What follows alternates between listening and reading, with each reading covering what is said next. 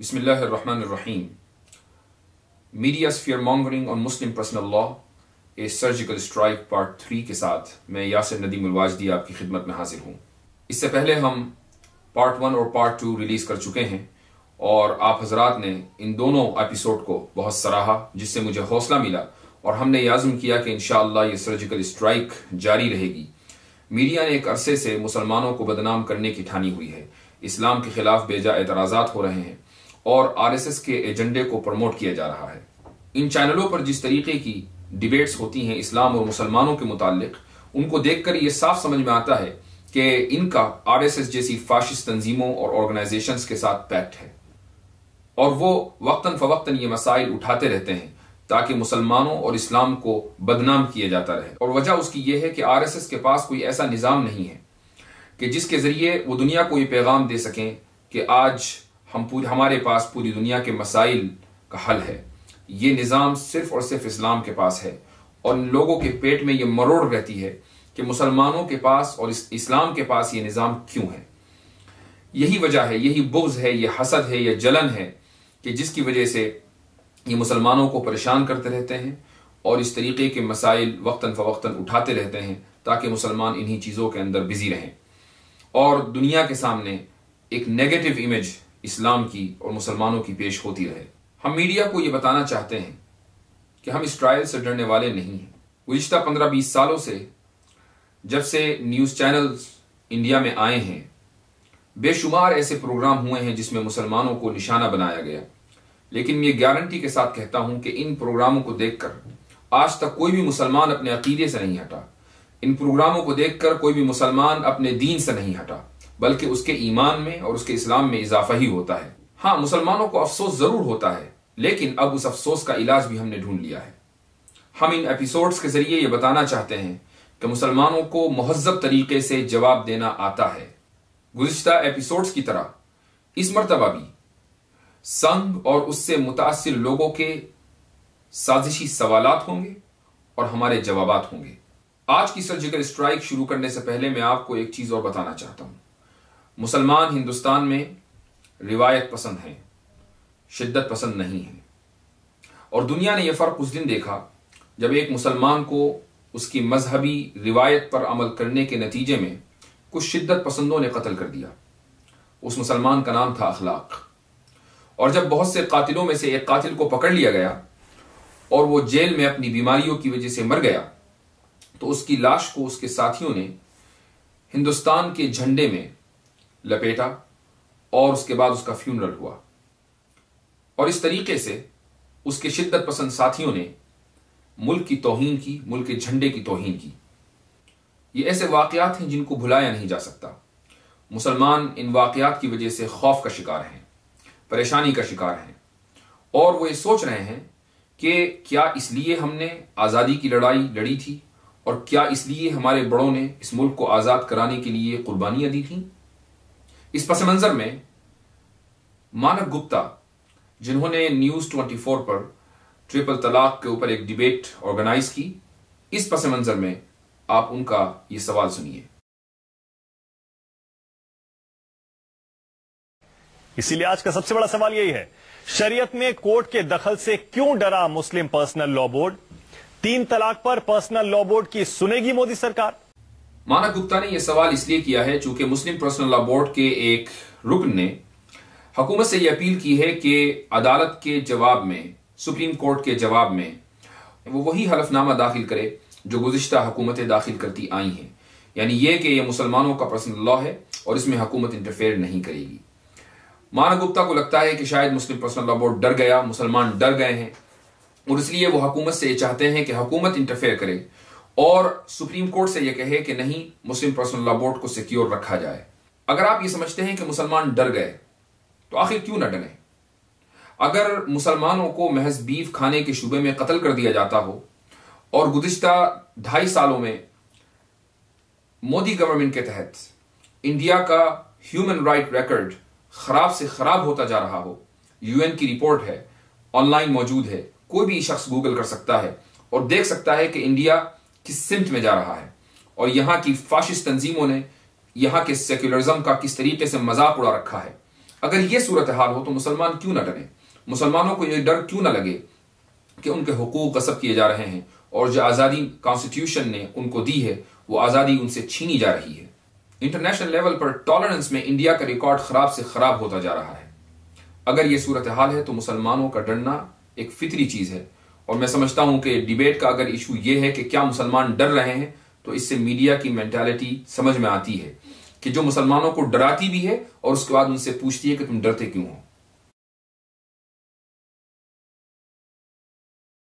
अब आप भी बता दीजिए ये बात कि मोदी सरकार से पर्सनल लॉ बोर्ड या आप जैसे शरिया के समर्थक क्या उम्मीद कर रहे हैं? इसमें सुप्रीम कोर्ट में मामला चल रहा है, सरकार से क्यों इंटरफेरेंस की मांग कर रहे हैं?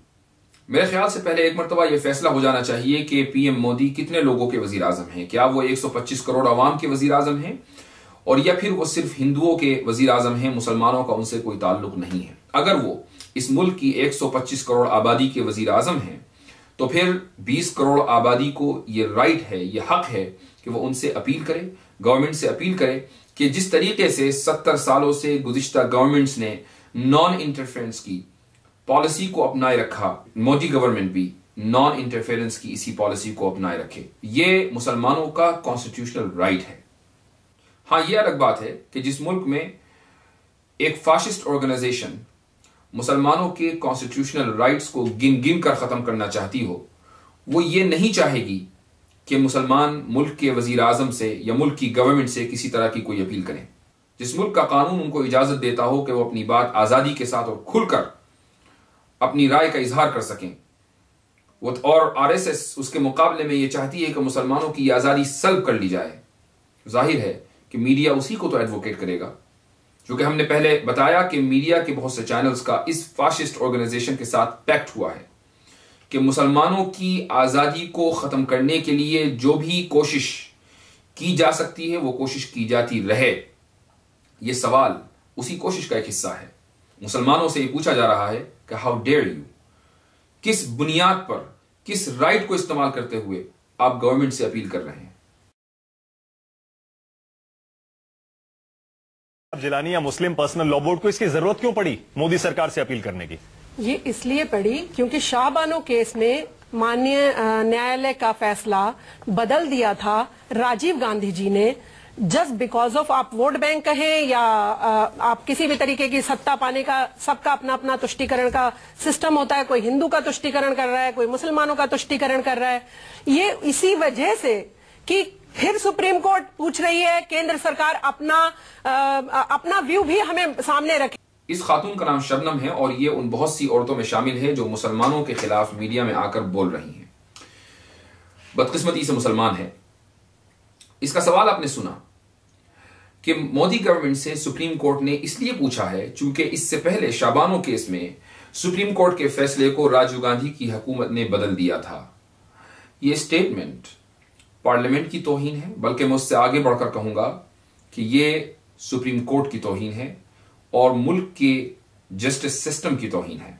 इसके पीछे जो मीनिंग छुपे हुए हैं वो ये हैं कि सुप्रीम कोर्ट को यह डर है कि अगर हमने हुकूमत का पॉइंट ऑफ व्यू जाने बगैर दोबारा फैसला दे दिया तो ऐसा हो सकता है कि मुल्क की पार्लियामेंट दोबारा हमारे फैसले को बदल दे और हमारे फैसले की कोई अहमियत न रहे, जिस तरह शाबानो के केस में हमारे फैसले की अहमियत नहीं रही। सुप्रीम कोर्ट पर गोया कि यह इल्जाम लगाया जा रहा है दूसरे अल्फाज में कि सुप्रीम कोर्ट को डर लग रहा है, सुप्रीम कोर्ट खाइफ है गवर्नमेंट के स्टैंड से। हम मुसलमान अभी तक ये समझते आए हैं कि हिंदुस्तान में अदलिया बहुत मजबूत है, सुप्रीम कोर्ट बहुत मजबूत है और इंशाअल्लाह सुप्रीम कोर्ट में हमारे हक में फैसला आएगा। और अगर नहीं भी आया तो इसमें कोई हरज की बात नहीं है, इसलिए कि मुसलमान अपने इस्लाम के साथ उन ममालिक में भी जिंदा हैं जहां कॉन्स्टिट्यूशनली उनको पर्सनल लॉ पर अमल करने की इजाजत ही नहीं है। यह अलग बात है कि हम अपने हुकूक हासिल करने के लिए आखिरी दम तक लड़ते रहेंगे और उस वक्त तक लड़ते रहेंगे जब तक हमें कॉन्स्टिट्यूशन इजाजत देता है। ये तो इस्लाम में, कुरान में भी नहीं है। कुरान में भी 3 तलाक 1 गो नहीं है, तो कहां लिखा है 3 तलाक 1 गो? मौलाना साहब इस पे क्यों रुके हुए हैं? अगर आप इस कदर इस मामले में औरतों का मसला है तो आप इस कदर इस पे डटे हुए हैं और और मसलों में फिर तो आप शरिया और लगाइए। अगर कोई चोरी करता तो उसके हाथ काट दीजिए, इस्लाम में उसको आप नहीं लगाते। काश के इस मुल्क में हर चोर का हाथ कटे और हर रेपिस्ट को खुल्लम खुल्ला सजाए मौत दी जाए। हम तो यही चाहते हैं। अगर शरीयत इस मुल्क के अंदर नाफिज हो गई तो ये हम गारंटी के साथ कह सकते हैं कि मुल्क में अमन व अमान ऐसा ही कायम होगा जैसे दुनिया सऊदी अरब के बारे में जानती है। वहां शरी निज़ाम मुकम्मल तौर से नाफिज है और यही वजह है कि रॉयल फैमिली के अफराद भी उस निज़ाम से महफूज नहीं है। अभी कुछ दिन पहले एक शहजादे को कत्ल के जुर्म में सजाए मौत दी गई और यही वजह है कि जो लोग इस मुल्क की तकदीर लिखते हैं, जो लोग इस मुल्क में कानून पास करते हैं, उन्हें डर ही इस बात का है कि अगर हमने रेप के केसेस पर सख्त सजाएं बना दी और उनका निफाज शुरू कर दिया तो सबसे पहले हम ही लटकेंगे। यही वजह है कि मुल्क में दिन ब दिन रेप के केसेस बढ़ते जा रहे हैं। 2012 में जो मशहूर रेप केस हुआ था उसके बाद भी हुकूमत नहीं जागी। लेकिन दर्द पीएम मोदी को अगर है तो वो मुस्लिम औरतों का है, उन लाखों करोड़ों औरतों का नहीं है जो रेप विक्टिम है। उनके बारे में कानून बनाने का कोई इरादा नहीं है, बल्कि इस मौजू पर कोई डिस्कशन भी नहीं हो रहा है। इस तरह की औरतें जब डिबेट में आती हैं तो वो सिर्फ डिबेट को भटकाने के लिए बात करती हैं। मुसलमानों ने कब मना किया है कि हम मुल्क में शरीयत नहीं चाहते? हम तो चाहते हैं कि चोर का हाथ भी कटे, हम तो चाहते हैं कि इस मुल्क में किसास भी आए और जो मर्डर करने वाला है उसके ऊपर डेथ पेनल्टी हो। हम चाहते हैं कि इस मुल्क के अंदर मुकम्मल तरीके से क्रिमिनल कोड भी अगर इस्लाम का आ जाए तो उससे बेहतर क्या बात है। लेकिन यहां मसला अपने घर को इस्लामी उसूलों पर चलाने का हो रहा है। हम अपने घरों को इस्लामी निजाम यानी पर्सनल लॉ के एतबार से चला नहीं पा रहे हैं और आप हमसे यह मुतालबा कर रही हैं कि हम इस्लामिक क्रिमिनल कोड के लिए उठें और उसके लिए लड़ें। जिस चीज का वादा कॉन्स्टिट्यूशन में किया गया हम लोग उसको नहीं बचा पा रहे हैं और आप ये चाहती हैं कि हम उस चीज के लिए लड़ें जिसका वादा कॉन्स्टिट्यूशन में नहीं है। क्या मतलब? मैं डिबेट यहां ये कर रहा हूं कि क्या मुस्लिम इस्लाम में महिलाएं क्या खुश हैं शरिया से? हाँ, खुश हैं, बहुत खुश हैं। यह अलग बात है कि हर खूबसूरत तालाब में 2-4 गंदी मछलियां आ जाती हैं, उनमें से चंद एक को आप लोगों ने सिलेक्ट करके अपने यहां बुला भी रखा है। लेकिन इसका मतलब यह नहीं है कि मुसलमान शरीयत से खुश नहीं हैं। मुसलमान ख्वातीन अपनी जिंदगी को शरीयत के हिसाब से गुजारना चाहती हैं और वो ये जानती हैं कि उनकी दुनिया और आखिरत में अगर कामयाबी कहीं छुपी हुई है तो वो शरीयत में है। और आप लोगों को बहुत जल्द पता चल जाएगा। हमारी दस्तखती मुहिम जारी है, लाखों की तादाद में मुसलमान खवातीन आगे आ रही हैं और पर्सनल लॉ के तहफ़्फ़ुज़ के लिए दस्तखती मुहिम में शामिल हो रही हैं। इस सिग्नेचर कैंपेन में लाखों दस्तखत अभी तक कलेक्ट हो चुके हैं। लेकिन मुझे यकीन है कि जिस मीडिया ने यह तय कर रखा है कि इस्लाम और मुसलमानों के खिलाफ बेजा एतराज़ करके उनको बदनाम करने की रविश को बाकी रखना है, वो मीडिया कभी भी यह हौसला नहीं कर पाएगा कि उस सिग्नेचर कैंपेन का रिजल्ट इंसाफ के साथ दिखा सके। जो न्यूज चैनल अपनी मर्जी की 4,500 औरतों पर सर्वे करके 92 का परसेंटेज हासिल करके खुश हो रहे हों और ये समझ रहे हों कि मुल्क की 92% औरतें तलाक को नलिफाई करना चाहती हैं, ट्रिपल तलाक को नलिफाई करना चाहती हैं, पॉलीगमी को नलिफाई करना चाहती हैं, उस मीडिया के स्टैंडर्ड्स का क्या कहना? हमें इन न्यूज चैनल से कोई एक्सपेक्टेशन नहीं है कि जब लाखों की तादाद में मुस्लिम औरतें दस्तखती कैंपेन में, सिग्नेचर कैंपेन में शामिल होंगी और उसका रिजल्ट आएगा तो मीडिया उस कैंपेन के रिजल्ट को दिखाएगा। हमें ऐसी कोई एक्सपेक्टेशन नहीं। हमें मालूम है कि जिस तरह गुज़िश्ता कई सालों से मीडिया मुसलमानों के ताल्लुक से बायसनेस का इजहार करता आ रहा है और मुसलमानों और इस्लाम को बदनाम करता आ रहा है, तो जब एक पॉजिटिव चीज सामने आएगी तो मीडिया में गट्स नहीं होंगे कि वो उसको दिखा सके। इसलिए कि ये मीडिया की पॉलिसी के खिलाफ है, ये उस पैक्ट के खिलाफ है जो बहुत से चैनलों ने आरएसएस जैसी फाशिस्ट तंजीम से किया हुआ है। महिलाएं खुश हैं, यहीं बैठे बैठे ताली बजा ली, डपली बजा ली, धर्म के ठेकेदार बनके हमारे लिए क्या क्या लिखा गया सब इन्होंने प्रचार कर दिया। क्या हमारे धर्म में सारी बुरी चीजें हमारे ऊपर उतारी हैं अल्लाह पाक ने? एक भी बुरी चीज नहीं उतारी है। आप मुझे बोलने दीजिए, आप धर्म को पढ़िए, धर्म को पढ़िए, तो बहुत पढ़ते हैं। और इधर सुनिए, आप अपनी आंखों से पढ़ते हैं, हम अपनी आंखों से पढ़ेंगे। हमने अभी जो ये बात कही कि खूबसूरत तालाब में अगर 2-4 गंदी मछलियां आ जाएं तो उससे तालाब की खूबसूरती पर फर्क नहीं पड़ता और उन गंदी मछलियों को मीडिया वालों ने पिक करके अपने न्यूज चैनलों में बिठा रखा है, अपने न्यूज रूम्स में बिठा रखा है। ये बात हमने यूं ही नहीं कही, बल्कि ये क्लिप जो अभी आपने देखी है उससे आपको अंदाजा होगा कि इस मुसलमान औरत का या इस नाम की मुसलमान औरत का इल्हाद और उसका एथीज़म किस दर्जे को पहुंचा हुआ है। यानी गोया के एतराज मुसलमानों पर नहीं है, या एतराज मुस्लिम रहनुमाओं पर नहीं है, एतराज उलमा पर नहीं है, बल्कि एतराज सीधे अल्लाह के ऊपर है कि अल्लाह ने क्या सारी बुरी चीजें मुसलमान औरतों के लिए उतारी हैं। ऐसी औरतें मीडिया में जाकर मुस्लिम खवातीन को रिप्रेजेंट कर रही हैं। मुझे मालूम है और मुझे यकीन है कि मुस्लिम खवातीन की गैरत अभी जिंदा है और वो हरगिज इस बात को गवारा नहीं करती हैं कि उनकी तर्जुमानी और उनकी रिप्रेजेंटेशन ऐसी औरतें करें जिनको ना अल्लाह का पता हो और ना अल्लाह के रसूल का। सबसे पहली बात तो बार-बार देश इस का तरह की संविधान घटनाएं हमारे होती हैं, प्रोफेट मोहम्मद ने कहा था जिस देश में आप रहते हैं उसके कानून को आपको मानना चाहिए। ये हदीस अगर आप हमें कहीं दिखा दें तो हम अभी अपने मुतालबे से दस्तबरदार होने को तैयार हैं। ऐसा कैसे हो सकता है कि हमारे नबी सल्लल्लाहु अलैहि वसल्लम हमें हुक्म दे कि जिस देश में आप रहते हो उसके कानून को माने और हम उसके कानून को मानने से इनकार कर दें? ऐसा कैसे हो सकता है? यहां मैं रुककर आपसे एक सवाल करता हूं, ये जो आपने बात गढ़ी है, क्या आपने जानबूझकर झूठ बोला है या आपको मालूम नहीं था? अगर आपने जानबूझकर झूठ बोला है तो इस बात की क्या गारंटी है कि आप अपना ईमान बेचकर इस न्यूज चैनल पर नहीं आई? चूंकि नबी करीम सल्लल्लाहु अलैहि वसल्लम पर झूठ बोलना अपना ईमान तबाह कर लेना है। यह कोई छोटा मोटा जुर्म नहीं है, यह कोई छोटा मोटा गुनाह नहीं है।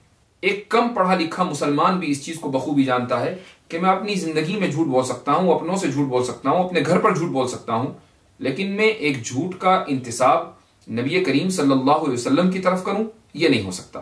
आपने न्यूज चैनल पर बैठकर, नेशनल न्यूज चैनल पर बैठकर नबी करीम सल्लल्लाहु अलैहि वसल्लम की तरफ एक झूठ का इंतिसाब किया है। और अगर आपने लाइल्मी में यह बात कह दी, आपको मालूम नहीं था, आपने गलत सुना था, आपको पता नहीं था कि क्या इस तरह की कोई हदीस है या नहीं है, हमें मालूम है कि जिहालत तो है, लेकिन उस जिहालत की वजह से एक चीज निकल गई, तो फिर किस हक से आप मुसलमानों की तर्जुमानी के लिए, खुसूसन मुस्लिम औरतों की तर्जुमानी के लिए मीडिया में आई हैं? किस हक से आप मुस्लिम खवातीन की तरफ से बोल रही हैं? किस हक से आप ये कह रही हैं कि मुस्लिम खवातीन के ऊपर जुल्म हो रहा है और ट्रिपल तलाक की वजह से उनकी जिंदगी जहन्नम बनी हुई है? जिस औरत को यह पता ना हो कि उसके रसूल ने, नबी करीम सल्लल्लाहु अलैहि वसल्लम ने क्या कहा है और क्या नहीं कहा है, उसको जिसको यह पता ना हो कि दायां किधर है और बायां किधर है, वो कैसे मुसलमानों के हुकूक के बारे में बात कर सकती है? यहाँ भी लेकिन भारत में स्थिति अलग है। यहाँ भी शरीयत या तो 3 बार बोल दो तलाक तलाक तलाक, काम खत्म। जी बोल लीजिए आप। शफिया जी, अब एक बात बताइए आप मुझे। शफिया जी, एक सेकंड। शफिया जी, आपको लगता है बाकी दुनिया के इस्लामिक देशों से यहां ज्यादा कट्टर है शरिया? शरीयत नाम है डिसिप्लिन का, और किसी भी डिसिप्लिन को समझने के लिए पहले जिंदगी में खुद डिसिप्लिन होना चाहिए। अगर आप किसी डिसिप्लिन को समझना चाहते हैं और खुद आप सो कॉल्ड सिविलाइज्ड और अनडिसिप्लिन हैं, तो उस डिसिप्लिन को आप जुल्म ही समझेंगे। वो आपको ऐसा ही लगेगा गोया कि उसके मानने वालों के ऊपर जुल्म हो रहा है, और यहां सारा मसला उसी का है। मुसलमान शरीयत की रोशनी में यानी डिसिप्लिन के साथ अपनी जिंदगी गुजारते आए हैं और गुजारना चाहते हैं और गुजारते रहेंगे। परेशानी उन लोगों को हो रही है जिनको डिसिप्लिन से प्यार नहीं है। परेशानी उन लोगों को हो रही है कि जो डिसिप्लिन को जुल्म समझते हैं, और यही वजह है कि आप ये समझते हैं कि शरीयत का निजाम हिंदुस्तान में ज्यादा सख्त है। हिंदुस्तान ही क्या, दुनिया के किसी भी कोने में चले जाइए और किसी भी कौम से बात कीजिए, अगर उस कौम में डिसिप्लिन है तो वह शरीयत को बहुत अच्छी तरीके से समझ सकती है। और जिस कौम में डिसिप्लिन ही ना हो, जिन लोगों को डिसिप्लिन की आदत ना हो, जिनको यह पता ना हो कि निजाम किसे कहते हैं और उसको चलाया कैसे जाता है, तो वो शरीयत को जुल्म नहीं समझेंगे तो क्या समझेंगे?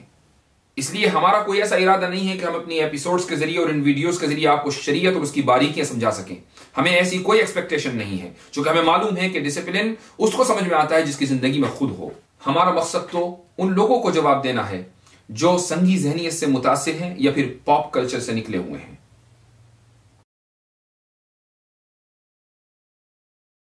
पर जो जिस प्रकार का मैं पूरा आराम से बैठ के देख रही थी, क्योंकि थोड़ी जानकारी मुझको भी है शरिया लॉ की, पर वे बोल इसलिए नहीं रही थी क्योंकि आपस में ही ये काफी बहस कर रहे थे। परंतु मैं एक छोटी सी, अब ब्रेक पे जाने से छोटी सी बात जरूर कहना चाहूंगी कि जब शादी एक ये बायलैटरल कॉन्ट्रैक्ट होता है, तो एक तरफा तलाक कैसे हो सकता है? इस जहालत पर जितना रोएं उतना कम है। क्या बायलैटरल कॉन्ट्रैक्ट के लिए यह जरूरी है कि दोनों पार्टीज को, दोनों ट्रांजैक्टिंग पार्टीज को इक्वल राइट हो कि किस तरीके से उस कॉन्ट्रैक्ट को डिसॉल्व किया जा सकता है? मैं एक मिसाल देकर आपको समझाता हूं जिसके लिए सिर्फ कॉमन सेंस की जरूरत है। हाँ, अगर कॉमन सेंस भी नहीं है तो बात अलग है। आपकी फोन कंपनी और आप उसकी सर्विसेज यूज करती हैं, आप उसके कंज्यूमर हैं। अगर कोई कंज्यूमर एक कंपनी बदलकर दूसरी कंपनी पर जाना चाहता है तो वो किसी भी वक्त जा सकता है। एयरटेल बदलकर अगर आप अंबानी की जियो पर जाना चाहें तो बहुत आसानी के साथ जा सकते हैं। वैसे भी आजकल बीजेपी के जितने रहनुमा हैं वो सारे जियो सिम के लिए मॉडलिंग कर रहे हैं, ये सबको पता है। लेकिन अगर कोई कंपनी अपने कंज्यूमर की सर्विसेज सस्पेंड करना चाहे तो वो उसी सूरत में कर सकती है अगर कोई वायोलेशन हो कंज्यूमर्स की तरफ से। अगर कोई वायोलेशन नहीं है तो फिर कंपनी को सर्विस सस्पेंड करने का कोई इख्तियार नहीं है, हालांकि कंज्यूमर्स और कंपनी के दरमियान कॉन्ट्रैक्ट होता है। तो आपसे ये किसने कह दिया कि बायलैटरल कॉन्ट्रैक्ट में ये जरूरी है कि दोनों पार्टियों को इक्वल और एक जैसे राइट हो कि किस तरीके से उस कॉन्ट्रैक्ट को डिसॉल्व किया जाए? निकाह इस्लाम में बायलैटरल कॉन्ट्रैक्ट है और यहां जिस तरीके से मर्द को निकाह डिसॉल्व करने का इख्तियार है, औरत को भी है। औरत को के इख्तियार को हम खुला कहते हैं और मर्द के इख्तियार को हम तलाक कहते हैं। दोनों का प्रोसीजर अलग है। ऐसा नहीं है कि औरत जुल्म की चक्की में पिसती रहे और शौहर उसका जुल्म करता रहे और उसका हल शरीयत में मौजूद ना हो। और मैं समझता हूं कि ये कोई इतना मुश्किल मसला भी नहीं है। एक आम आदमी जिसने ट्रेड लॉ नहीं पढ़ा है वो भी इस चीज को आसानी समझ सकता है। मैंने जैसे कहा कि इसके लिए कॉमन सेंस की जरूरत है। हाँ, अगर कॉमन सेंस ही नहीं है तो फिर हर चीज मुश्किल हो जाती है, उसको समझाना फिर बहुत मुश्किल होता है। अनिला जी आप, शबनम जी आप, मौलाना रशीदी का एक बहुत फेमस एक कोट है जो मेरे पिछले शो पे बोल के गए थे। मौलाना साहब, औरतें आदमी से कमजोर होती हैं? नहीं, देखो आपने कहा ऊपर वाले ने कमजोर बनाया, इसको गलत। मैंने उन वकील साहब से ये कहा था कि भाई ऊपर वाले ने आपको औरत बना दिया, मुझे मर्द बना दिया। मेरा क्या कसूर? आपने कहा था औरत आदमी से कमजोर होती है शारीरिक तौर पे भी, दिमागी तौर पे। मानक गुप्ता की आप यहां चाल देखें। डिबेट वो इस स्टेटमेंट पर खत्म कर रहे हैं कि मुसलमानों के नजदीक औरतें जिस्मानी और जहनी तौर पर कमजोर होती हैं और इसीलिए शरीयत में इख्तियार मर्दों को दिया गया है तलाक का, औरतों को इख्तियार नहीं दिया गया। गोया कि जब कोई आदमी डिबेट सुनेगा और आखिर में जो पैगाम वो लेकर जाएगा वो ये लेकर जाएगा कि इस्लाम में मुसलमानों के नजदीक औरतों को कमजोर तस्वुर किया गया है और मर्दों को ताकतवर तस्वुर किया गया है, गोया कि इस्लाम डिस्क्रिमिनेशन को प्रमोट करता है। इससे अंदाजा लगाइए कि डिबेट में जो लोग शिरकत करते हैं वो ये समझकर शिरकत करते हैं कि हम अपने पॉइंट ऑफ व्यू को रखेंगे, लेकिन दरअसल एंकर का जो पॉइंट ऑफ व्यू है उसको बड़ी प्लानिंग के साथ पेश किया जाता है और डिबेट का जो खुलासा होता है वो एंकर के जहन में मौजूद एजेंडा होता है। सामने बैठने वाले, डिबेट में शिरकत करने वाले चाहे जितनी जोर से चीखें, इससे कोई फर्क नहीं पड़ता। हाँ, लेकिन सवाल यह है कि क्या वाकई इस्लाम में औरतों को कमजोर जिस्मानी और जहनी एतबार से कमजोर तस्वुर किया गया है या नहीं? सबसे पहली बात यह कि यहां एंकर ने, मानक गुप्ता ने, दो बातें की हैं। क्या औरतें जिस्मानी तौर से कमजोर हैं? इसका जवाब यह है कि एक ऐसी जाहिर बात है कि जिसका इनकार करना ऐसा ही है जैसा कि चढ़ते सूरज का इनकार करना। अगर औरतें जिस्मानी और एतबार से कमजोर ना होती तो फिर क्या वजह है कि इंडियन गवर्नमेंट को या इंडियन आर्मी को 50 साल लग गए औरतों को आर्मी में भर्ती करने में। 1992 में इंडियन आर्मी ने औरतों को एक्सेप्ट करना शुरू किया और आज भी अगर आप देखें औरतों का इंडियन आर्मी में जो परसेंटेज है वो सिर्फ 5% है। अगर औरतें मर्दों की जितनी ताकतवर होती हैं और फिजिकली वो इतनी ही फिट होती हैं जितना कि मर्द होते हैं, तो फिर क्यों इंडियन आर्मी में खवातीन और मर्दों का रेशियो 50-50 नहीं है? इंडियन आर्मी में 50% वुमेन क्यों नहीं है? मैं सवाल करता हूं उन लोगों से जो जेंडर इक्वालिटी को हर जगह लाना चाहते हैं। सबसे पहले उन गवर्नमेंट इंस्टीट्यूशंस में लाएं जहां जेंडर इक्वालिटी का खुलकर मजाक उड़ाया जा रहा है, जहां औरतों को यह कहा जा रहा है कि औरतें जिस्मानी एतबार से कमजोर हैं इसलिए वो आर्मी में सर्व नहीं कर सकती हैं। अब यहां आपके दूसरे सवाल का जवाब देता हूं कि क्या वाकई औरतें जहनी तौर से भी कमजोर होती हैं? मैं समझता हूं कि दुनिया का कोई भी आदमी औरतों को जहनी तौर से कमजोर करार नहीं देगा। न इस्लाम में ऐसा कोई तस्वुर है और न ही कोई मुसलमान इस बात का कायल है। हाँ, मुस्लिम पर्सनल के एफिडेविट में जो बात कही गई है वो ये है कि औरतें ज्यादा जज्बाती होती हैं और बहुत सी मरतबा अपने इमोशनल रिएक्शन की वजह से वो तलाक दे देती हैं और यही वजह है कि शरीयत ने उनको तलाक का इख्तियार नहीं दिया। और ये बात कोई मुस्लिम पर्सनल ने नहीं कही, ये बात कोई ऐसा नहीं है कि सिर्फ इस्लाम में इसका तस्वुर है या मुसलमानों में इसका तस्वुर है, बल्कि जिन लोगों की आप दिन रात नकल करते नहीं थकते यानी वेस्ट, वो लोग भी इस बात के कायल हैं कि मर्दों और औरतों में जहनी एतबार से बड़ा फर्क है। वर्गीज ये नहीं कहते कि मर्द जहनी एतबार से मजबूत होते हैं और औरतें कमजोर होती हैं। यहां बात कमजोरी और मजबूती की नहीं है, बल्कि यहां यह बात हो रही है कि मर्द और औरत किस तरीके से डिफरेंट अंदाज से, मुख्तलिफ तरीके से इमोशनली रिएक्ट करते हैं। यूनिवर्सिटी ऑफ मॉन्ट्रियल की एंड्रीना मेड्रिक ने एक रिसर्च की जिसको साइकोन्यूरो एंडोक्रिनोलॉजी नामी जर्नल ने 2015 के अपने इशू में शाये किया। उन्होंने जो अपनी रिसर्च की है उसमें 26 औरतें और 21 मर्द शामिल थे, और उस रिसर्च का खुलासा उन्होंने उस जर्नल में लिखा है। वो ये कहती हैं, greater emotional reactivity in women may explain many things, such as their being twice likely to suffer from depression and anxiety disorder to men. इससे साफ पता चलता है कि औरतों का ब्रेन डिफरेंट तरीके से काम करता है और मर्दों का डिफरेंट। उन्होंने अपने सर्वे में लिखा है कि जब मर्दों और औरतों दोनों के ग्रुप को नेगेटिव इमेजेस दिखाई गई तो औरतों के अंदर इमोशनली रिएक्शन था वो ज्यादा था मर्दों की बनिस्बत। इसका मतलब यह है कि मर्दों के अंदर इमोशनली रिएक्शन नेगेटिव चीजों को देखकर कम होता है और औरतों के अंदर ज्यादा होता है। तलाक इमोशनल रिएक्शन ही का नाम है। बहुत सी मर्तबा छोटी छोटी बातों पर आपस में डिबेट होती है और आखिरकार उस डिबेट का और उस नेगेटिव एनवायरनमेंट का जो रिएक्शन निकलता है वो तलाक की सूरत में सामने आता है। बाज मर्तबा मर्द भी उस इमोशनली रिएक्शन का शिकार हो जाते हैं, और अगर यही इख्तियार औरतों को दे दिया जाए तो शायद फिर कोई भी दुनिया का घर तलाक से महफूज नहीं हो पाएगा। यह बात किसी मुस्लिम पर्सनल लॉ बोर्ड ने पहली मर्तबा नहीं कही, यह बात किसी मुसलमान ने पहली मर्तबा नहीं कही, बल्कि यूनिवर्सिटी ऑफ मॉन्ट्रियल का रिसर्च पेपर जो इस इंटरनेशनल जर्नल में छपा है, और यह जर्नल अपनी फील्ड का सबसे ज्यादा ऑथेंटिक जर्नल है। अगर उसमें छपे हुए रिसर्च पेपर की आपके नजदीक कोई वैल्यू नहीं है तो फिर आप अपने स्टैंडर्ड्स पर खुश होइए। आपको मेरे इस जवाब से जरूर अंदाजा हुआ होगा कि मुसलमान आज जो बात कह रहे हैं वो इंटरनेशनल स्टैंडर्ड्स के एतबार से पूरी उतरती है, और आप जो बात कह रहे हैं उसका ताल्लुक सिर्फ और सिर्फ आपकी जिहालत और इग्नोरेंस से है। इन डिबेट्स को देखकर यह पता चलता है कि एंकर अपने एजेंडे के ऊपर स्टडी करके आता है, उसके अलावा उसको दुनिया के फैक्ट्स पता ही नहीं है। इसलिए मैं ऐसे एंकर्स को लकी इग्नोरेंट कहता हूं कि जो अपने जिहालत के बावजूद उनकी खुशकिस्मती है कि वो नेशनल मीडिया पर बैठकर दुनिया को बेवकूफ बनाते हैं। और यह स्टडी कोई पहली मर्तबा नहीं हुई, बल्कि वेस्टर्न यूनिवर्सिटीज और साइकोलॉजिकल एसोसिएशंस एक अरसे से यह मानती आई हैं कि मर्द और औरत दोनों के ब्रेन डिफरेंटली फंक्शन करते हैं। औरत के अंदर जज्बाती ज्यादा है, इमोशनल रिएक्शन उसमें ज्यादा होता है, और मर्दों में कम। अगर यही बात मुस्लिम पर्सनल लॉ ने अपने एफिडेविट में कह दी तो क्या गजब आ गया। अगर आप लिबरलिज्म के इतने ही बड़े चैंपियन हैं तो कम से कम उन लोगों की सही से नकल करना तो सीखिए जहां से लिबरलिज्म चली है।